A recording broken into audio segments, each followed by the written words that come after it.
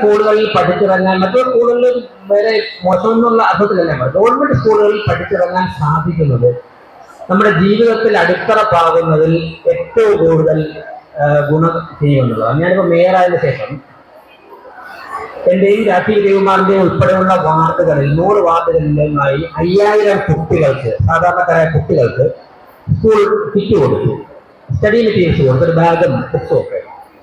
ഇത് കൊടുക്കണമെന്നുള്ള ആഗ്രഹം തോന്നിയത് ഞാൻ 1ാം ക്ലാസ്സിലും 2ാം ക്ലാസ്സിലും 3ാം ക്ലാസ്സിലും ഒരു പറയിലിരുന്ന് അല്ലെങ്കിൽ ചെറിയ ബെഞ്ചിൽ നിന്ന് പഠിക്കുമ്പോഴേക്ക് നമ്മളൊക്കെ തന്നെ സ്കൂളിൽ നിന്നും ഒരു ബാഗും ബുക്കും ഒക്കെ ആയിട്ട് പോകുമ്പോൾ ഇതില്ലാത്തവരുണ്ട്. മഴയത്ത് തന്നെ ഒരു ബാഗിൽ ബുക്ക് വെച്ചുകൊണ്ട് പോസ്റ്റാതെ നനഞ്ഞ ബുക്കുകളുമായിട്ട് മഷി പടർന്ന് തലേദിവസം എഴുതി വായിക്കാൻ പറ്റാതെ പോകുന്നവരുണ്ട്, കൂടെ ഇല്ലാത്തവരുണ്ട്. അതുപോലെ തന്നെ പെന്നില്ലാത്തവരുണ്ട്, ടിഫിൻ ബോക്സ് ഇല്ലാത്തവരുണ്ട്. അപ്പൊ ഇങ്ങനെയുള്ള കണ്ട് അവരുടെ നിത്യജീവിതത്തിലുള്ള ബുദ്ധിമുട്ടുകൾ മനസ്സിലാക്കുവാനുള്ള അവസരം നൽകിയത് ഗവൺമെന്റ് സ്കൂളാണ്.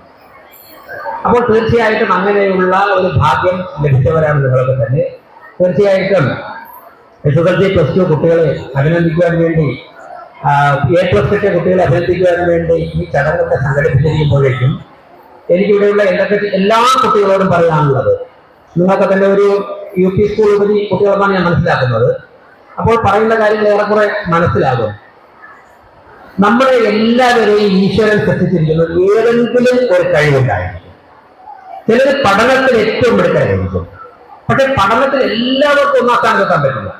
പഠിത്തത്തിൽ 1ാം സ്ഥാനത്തെത്താൻ വേണ്ടി നമ്മളൊക്കെ തന്നെ ശ്രമിക്കണം. അത് തന്നെയാണ് നമ്മുടെ ഈ പ്രായത്തിൽ ഉത്തരവാദിത്വം. പക്ഷേ എല്ലാവർക്കും പഠിച്ച ക്ലാസ്സിൽ ഏറ്റവും കൂടുതൽ മാർക്ക് വാങ്ങിക്കുന്ന ഫുൾ മാർക്ക് വാങ്ങിക്കാൻ പറ്റിയില്ല, അതിന്റെ ആവശ്യമില്ല. പക്ഷെ അതിന് സാധിക്കാത്തവർ ആരെങ്കിലുമൊക്കെ ചിലപ്പോൾ പറയുമായിരിക്കും, നിനക്ക് കുറച്ച് മാർക്ക് കുറഞ്ഞു വരും. ഒരു കാരണവശാലും വിഷമിക്കരുത്.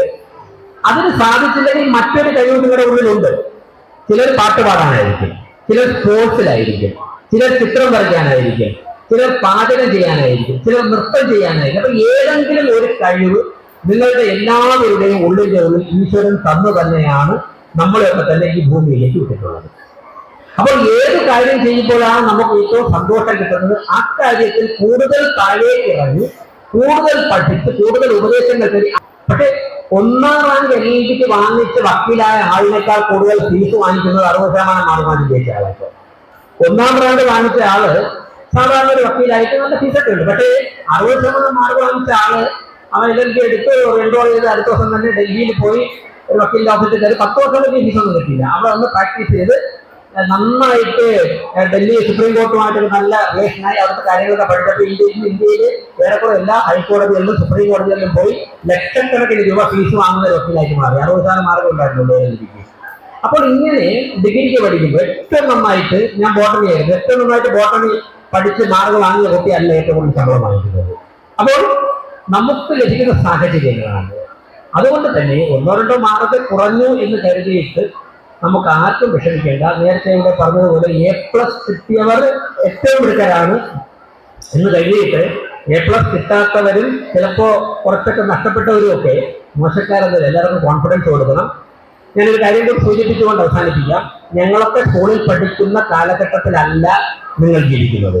അന്ന് ബഹിരാകാശത്തേക്ക് ഇന്ത്യയിൽ നിന്ന് ഒരാൾ പോകണമെന്ന് പറഞ്ഞാൽ നമ്മുടെ സ്വപ്നമായിരുന്നു, സാധിക്കില്ല. ഇന്ന് ബഹിരാകാശത്ത് പോയ ഇന്ത്യക്കാരൻ അവിടെ വന്നുകൊണ്ട് ഇന്ത്യൻ പ്രധാനമന്ത്രിയുമായിട്ടും നമ്മുടെ തുമ്പ സ്കൂളിലെ കുട്ടികളുമായിട്ടും സംസാരിക്കുന്ന തരത്തിൽ, മുഖാമുഖം കണ്ട് സംസാരിക്കുന്ന തരത്തിലേക്ക് സാങ്കേതിക വിദ്യ മാറിയിരിക്കുന്നു. ലോകത്ത് കോവിഡ് പടർന്നു പിടിച്ചപ്പോഴേക്കും കോവിഡിന്റെ മരുന്ന് ഭാരതത്തിൽ ആ മരുന്ന് നിർമ്മിച്ച് ലോകരാജ്യങ്ങളിലേക്ക് കയറ്റി വയ്ക്കുന്ന അവസ്ഥയിലേക്ക് നമ്മുടെ രാജ്യം വളർന്നിരിക്കുന്നു. അനന്തമായ സാധ്യതകളാണ് നമ്മുടെ കുട്ടികൾക്ക്. ഇപ്പോ നിങ്ങൾക്ക് സ്പേസ് റിസർച്ച്, ഇനി ലോകം ഏറ്റവും കൂടുതൽ ലോകം ശ്രദ്ധിക്കാൻ പോകുന്ന സ്പേസ് റിസർച്ച് ടെക്നോളജിയും അതോടൊപ്പം തന്നെ ഡിഫൻസിലുമാണ്. ഇങ്ങനെ എല്ലാ സാധ്യതകളും നിങ്ങൾക്ക് മുമ്പിൽ വളർന്നു കിടക്കുമ്പോൾ പാർവതി നിങ്ങൾക്ക് മാതൃകയാക്കാം. തീർച്ചയായിട്ടും ഇപ്പോ സംസാരിക്കുന്നത് 15 വയസ്സ് അല്ലെങ്കിൽ 17 വയസ്സ് പൂർത്തിയാക്കിയവരുടെ മുമ്പിലാണ് ഞാൻ സംസാരിക്കുന്നത്. SSLC +2 കഴിഞ്ഞവർ. 2047 ലോകത്തിലെ ഏറ്റവും മികച്ച രാജ്യമായിട്ട് ഭാരതം മാറണം എന്നുള്ള പ്രതീക്ഷയോടെയാണ് ബഹുമാനപ്പെട്ട പ്രധാനമന്ത്രിയും കേന്ദ്ര സംസ്ഥാന സർക്കാരുകൾ മുന്നോട്ട് പോകുന്നത്. അതായത് ഇന്ത്യക്ക് സ്വാതന്ത്ര്യം കിട്ടി 100 വർഷം കഴിയുമ്പോൾ 2047 ലോകത്തിലെ ഏറ്റവും മികച്ച രാജ്യമായിട്ട് നമ്മുടെ രാജ്യം മാറുമ്പോൾ ഇന്ന് 17 വയസ്സായ കുട്ടിക്ക് അന്ന് 37 വയസ്സാവും. ഇന്ന് 15 വയസ്സായ ഒരു കുട്ടിക്ക് അന്ന് 35 വയസ്സ്. അപ്പൊ ലോകത്തിലെ ഏറ്റവും മികച്ച രാജ്യത്ത് ഏറ്റവും നല്ല പ്രായത്തിൽ ജീവിക്കേണ്ട ആൾക്കാർ, ആ രാജ്യത്തിന് നേതൃത്വം കൊടുക്കേണ്ട ആൾക്കാരാണ് എന്റെ മുന്നിലിരിക്കുന്നത് എന്നുള്ള ആത്മവിശ്വാസത്തോടെ ഞാൻ സംസാരിക്കുന്നത്. പ്രിയപ്പെട്ട കുട്ടികളെ, കോട്ടൺ സ്കൂളിൽ വരുവാനും നിങ്ങളൊക്കെ കാണുവാനും സാധിച്ചതിലുള്ള വളരെയധികം സന്തോഷമുണ്ട്. നിങ്ങളുടെ മുന്നോട്ടുള്ള യാത്രയിൽ ഏതൊക്കെ തരത്തിലുള്ള സഹായമാണ് ഒരു ജനാധിപത്യ ഭരണ സംവിധാനം എന്നുള്ള നിലയ്ക്ക് രാജീവ് കുമാർ ഞാനുമൊക്കെ തന്നെ പ്രതിനിധാനം ചെയ്ത തിരുവനന്തപുരം കോർപ്പറേഷന്റെ സഹായം എന്ന് പറഞ്ഞാൽ നിങ്ങൾക്ക് ആരുടെയും ഒരു പരിഗണനയോ റെക്കമെൻഡേഷനോ വേണ്ട. ഞങ്ങളൊക്കെ അവിടെ ഉണ്ടാവും. ഏത് സമയം അവിടേക്ക് കടന്നു വരാം.